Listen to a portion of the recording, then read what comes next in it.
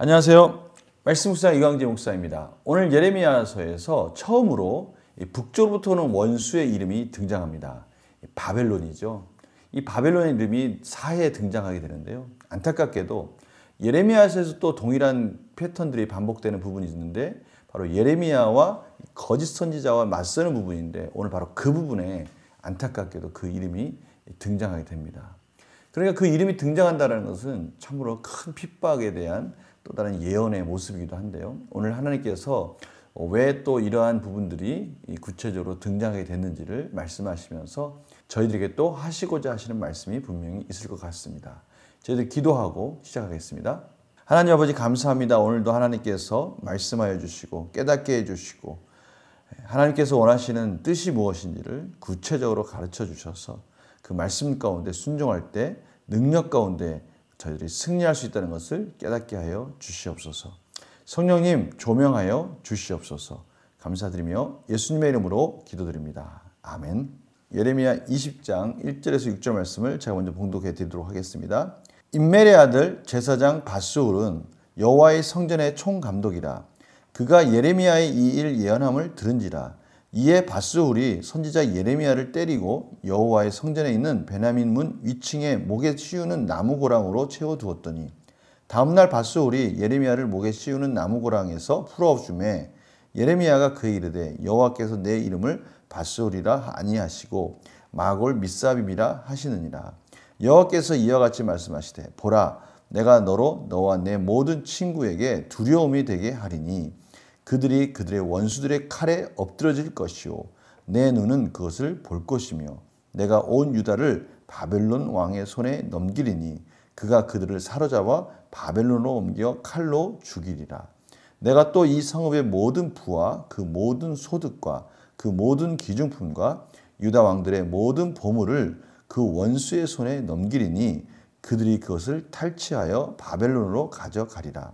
밧수울아 너와 내 집에 사는 모든 사람이 포로 되어 옮겨지리니 내가 바벨론에 이르러 거기서 죽어 거기 묻힐 것이라. 너와 너의 거짓 예언을 들은 내 모든 친구도 그와 같으리라 하셨느니라. 아멘. 오늘 이 밧수울은 총감독입니다. 성전의 총감독. 성전에서 법과 질서를 지키는 역할을 하는 사람이라는 것을 알 수 있습니다. 그러니까 예레미야가 이 토기장이의 옹기를 깨트리면서 그 예언하는 모습은 마치 성전에 대해서 대항하는 것 같이 보이는 것이죠. 성전의 질서를 파괴하는 것 같이 보이는 거예요. 그런 예레미야를 잡아서 나무 고랑으로 목에 씌워가지고 하루 종일 예레미야를 구금하는 것입니다. 이러한 상황 속에서 예레미야는 밧수울에게 이름을 바꿔줍니다. 그 이름을 마골 밋사빔이라고 그렇게 바꿔주죠. 그 이름의 의미는 그 4절 말씀에 나와 있습니다. 모든 친구에게 두려움이 되게 하리니 모든 자들에게 두려움이 되는 자다 이런 의미를 가지고 있는 거예요. 처음에 밧수울이라는 뜻은 이 진리 안에서 자유를 누리는 자다라는 의미라면 두 번째 이름은 이제 공포의 이름으로 바뀌게 된 것입니다. 그 의미는 바로 바벨론이 이제 침공할 때 밧수울의 주변에 있는 자들 특별히 여기 보니까요. 내 모든 친구에게 두려움이 되게 한다.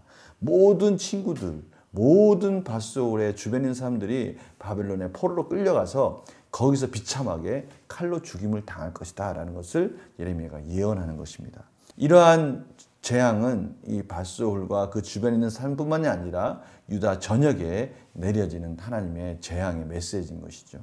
6절 말씀에 밧수울이 성전의 총감독이면서 그가 거짓 선지자이기도 했다는 것을 나타내고 있습니다. 너와 너의 거짓 예언을 들은 내 모든 친구도 그와 같으리라. 예레미야가 오늘 이 부분에는 육체적 고난이 구체적으로 어떻게 예레미야에게 임해졌는지 또 공개적으로도 얼마나 굴욕적인 일을 당했는지가 나타나고 있습니다. 저희는 오늘 말씀 가운데 앞에 토기장이의 옹기가 완전히 부서지는 것 같은 그러한 재앙의 또 다른 모습을 볼 수 있는 단어들이 있는데요. 오늘 4절, 5절 보면요. 모든이란 단어가 많이 나옵니다. 내 모든 친구에게 두려움이 되게 하리니. 5절 보니까요. 이 성읍의 모든 부와 그 모든 소득과 그 모든 기중품과 모든 보물을 그 원수의 손에 넘기리니 그들이 그것을 탈취하여 바벨론으로 가져가리라.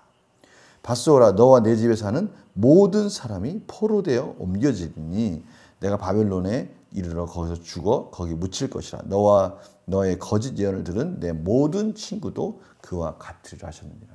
하나님께서 유다에 내린 재앙이 얼마나 두렵고 비참한지에 대해서 또 다른 방법으로 표현하고 계십니다. 오늘은 좀 새로운 부분들이 많이 등장합니다.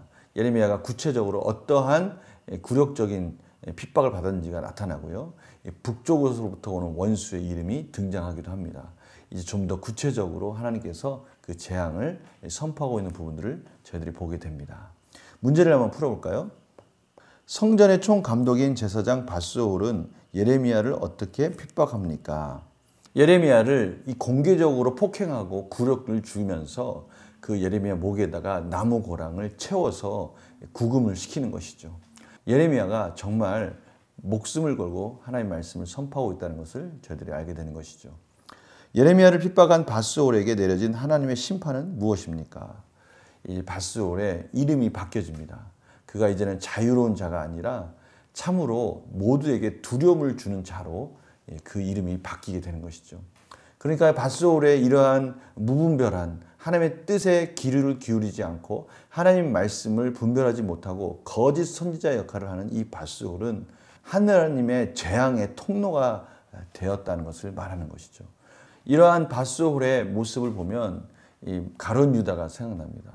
참으로 하나님 앞에 불려진 이름이기도 하지만 그가 예수님을 파는 순간 이 저주의 재앙의 통로 역할을 하는 그런 역할을 함으로 인해서 예수님이 차라리 나지 않았으면 좋았을 것이다 라고 말씀하지 않습니까? 밧소올도 성전의 총감독으로서 그의 이름이 얼마나 좋습니까? 진리 안에 자유를 누리는 자라는 그런 이름이 그만 하나님의 말씀을 대항하게 되고 하나님의 말씀을 전하는 자를 핍박함으로 인해서 그 이름이 모두에게 두려움을 주는 자, 재앙의 통로가 되어버린 것입니다. 연구와 묵상 질문 보도록 하겠습니다. 하나님께서는 왜 성전의 총감독인 밧소올에게 무서운 심판을 내리십니까? 그가 마땅히 감당해야 할 일들을 제대로 감당하지 않았기 때문이죠. 그는 성전의 총감독이면서 또 선지자이지 않습니까? 그러나 그는 하나님의 말씀을 바르게 선포하지 못했어요. 거짓 선지자였던 것이죠. 오늘 말씀과 같이 그러한 거짓 선지자인 밧소올 그리고 그 거짓 선지자의 말을 들은 사람들 모두가 다 바벨론에게 포로로 끌려가고 그곳에서 죽임을 당할 것이다 라고 하나님은 재앙의 예언을 선포하고 계시는 것입니다. 참으로 안타까운 것이죠. 하나님의 책임을 맡은 자가 하나님의 말씀의 책임, 성전의 책임을 맡은 자가 그 역할을 올바르게 감당하지 못했을 때는 그것은 참으로 무서운 심판으로 이어진다는 것을 저희들이 이 밧소올을 통해서 확인하게 되는 것입니다. 느낀 점 볼까요? 예레미야에 대한 밧소올의 핍박을 직접 갚아주시는 하나님을 보면 무엇을 느낍니까? 하나님께서 오늘 하나님의 뜻 가운데 바른 길을 가고 있는 예레미야, 하나님의 원하시는 그 순종의 길을 가고 있는 하나님의 원하시는 말씀을 온전히 선포하는 예레미야를 직접 보호해 주시고 계시다는 것을 저들에게 말씀하고 계십니다. 두려울 것이 없는 것입니다. 사실 공개적으로 굴욕을 당하고 핍박을 당하고 있지만 하나님은 그럼에도 불구하고 예레미야와 함께 동행하시면서 예레미야의 사역이 계속해서 이어지도록 인도해 주고 계시다는 것을 확인시켜 주고 있는 것입니다. 저희들이 이러한 은혜 아니면 어떻게 하나님의 뜻 가운데 순종하며 살 수 있겠습니까? 어떻게 하나님의 자녀로서 이 복된 길을 여러 가지 어려움 속에서도 걸어갈 수 있겠습니까? 저희들에게 너무나 위로가 되는 말씀인 것이죠. 결단과 적용 보겠습니다. 억울한 순간에 하나님의 도우심을 받았던 적이 있다면 언제입니까? 성도님들 많이 있죠. 저도 하나님의 사역을 감당하다 보면 전혀 예상치 못한 순간에 하나님의 극적인 구원의 손길을 경험할 때가 있습니다. 하나님의 특별한 배려를 경험하는 것이죠. 그것이 참으로 큰 위로가 될 때가 많이 있습니다. 오늘 바로 그 부분을 말씀하시는 것이죠. 예레미야가 비록 굴욕을 당하고 핍박을 당하지만 결국 하나님께서 예레미야를 통해서 내가 너와 함께하고 있으며 너를 핍박하는 자는 모두 심판을 받을 것이다 라고 확인시켜 주는 것이죠. 오늘 이러한 말씀을 통해서 저희들에게 말씀하시는 하나님의 메시지는 무엇입니까? 하나님의 뜻을 굽히지 말고 계속 가라 라고 말씀하시는 것이죠. 하나님이 함께해 주시고 보호해 주시겠다고 말씀해 주시면서 형통하게 인도해 주시겠다고 말씀해 주십니다. 오늘 이 말씀을 통해서 저희들이 또 오늘 하루 하나님의 뜻 가운데 순종하고 형통한 하루가 되기를 간절히 소망합니다. 제가 기도하고 마치겠습니다. 하나님 감사합니다. 오늘 말씀을 통해서 하나님의 뜻에 순종하고 있는 예레미야에게 하나님의 원수를 대신 갚아주시고 그 모든 일들 가운데 하나님께서 보호해 주시겠다고 말씀하여 주셨습니다. 하나님 아버지, 오늘 이 말씀 저들 가슴에 새기고 하나님의 자녀로서 살아갈 때 하나님께서 먼저 앞서가시며 형통의 길로 인도해 주시는 것을 믿고 저들 오늘 하루 담대하게 승리하며 하나님께 영광 돌리는 하루가 될 수 있도록 인도하여 주시옵소서. 감사드리며 예수님의 이름으로 기도드립니다. 아멘. 정말 저희들이 지치고 고갈될 때 주시는 하나님의 특별한 은혜예요. 오늘 하나님께서 바로 그 부분을 주시겠다고 말씀하시는 겁니다. 책임져 주시겠다고 말씀하시는 거예요. 우리가 오늘 이 말씀 듣고 오늘 하루도 하나님의 능력 가운데 역동적으로 승리하시는 그런 복된 하루가 되시길 간절히 축원합니다. 내일 또 뵙겠습니다. 안녕히 계세요.